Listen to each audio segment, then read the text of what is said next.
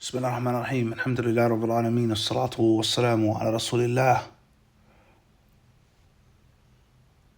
وعلى آله وصحبه أجمعين. أما بعد, chapter number 83, author Al-Hafidh An-Nawawi, may Allah have mercy upon his soul, he says, باب النهي عن تولية الإمارة والقضاء وغيرهما من الولايات لمن سألها أو حرص عليها فعرض بها. The prohibition of appointing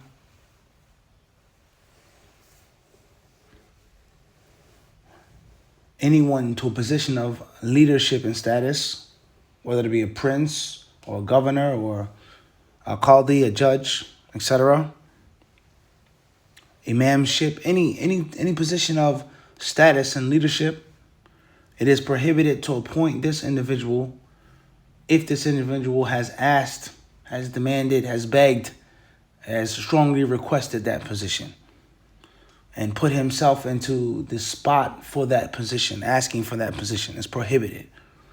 This is very similar to chapter 81, but at the same time it's very different. Chapter 81 was the prohibition for the person, for the Muslim, to be the one endorsing himself. Make me the leader.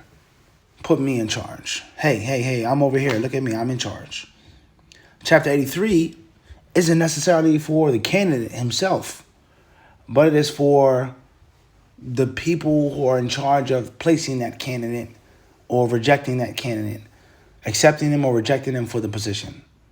So 81 is pertaining to you, 83 is pertaining to them, or those who are in charge who say, all right, he has the job. And the wisdoms behind this are pretty much the same, that it's dangerous and it's not a good look for a person's integrity who's unnecessarily requesting and asking, demanding and begging, who's greedy for power and for status and for leadership and to be placed in charge. And that is because when people seek these positions, regardless of what's in their hearts, Allahu Alam, their intentions, in most cases it doesn't end well. And in most cases, it's a reflection of something on the inside that they're hiding that hasn't yet come out, let alone the sacrifices that must be made for that fame and for that popularity, for that notoriety, for that glory. The sacrifices that you must make in order to be in that position and to keep that status. So it's very dangerous. Politics, for sure, politics are a major part of life, of the human being's experience. It's a fact. But it's a very slippery edge, a very slippery slope, a very sharp edge. And people who, other aspects of life as well, with regards to people being entertainers, influencers, actors, athletes, musicians, whatever the case may be. You seek the fame, you look for the fame, you want the fame and the mass appeal. In most cases, you're going to have to sell your soul or at worst or at best, give up something from your deen. Give up something for your deen. So it's dangerous. First hadith, he says, وعن أبي موسى الأشعري رضي الله عنه قال دخلت على النبي صلى الله عليه وسلم أنا ورجلان من بني عمي فقال أحدهما يا رسول الله أمرنا على بعض ما ولاك الله عز وجل وقال الآخر مثل ذلك فقال إنا والله لا نولي هذا العمل أحدا سأله أو أحدا حرص عليه متفق عليه. Narrated Abu Musa al-Ash'ari radiallahu anhu, once me and two of my cousins entered upon the Prophet sallallahu alaihi wasallam. One of them asked the Messenger of Allah sallallahu alaihi wasallam, he said to the Prophet, asking him, Amirna, place us in charge. Give us a position from that which Allah has given you. Place us in a position from that which Allah has, from the positions that Allah have given you. And the second man, he said the same thing. Put me in charge. Give me some of what Allah has given you of authority and of power.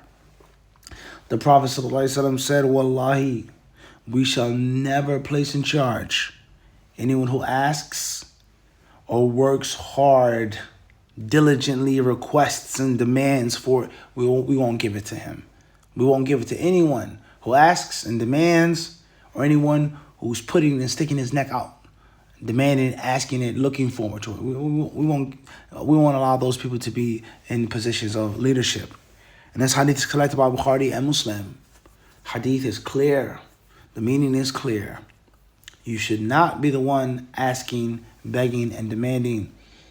If you are placed into leadership, if Allah chooses you, then that's a different story.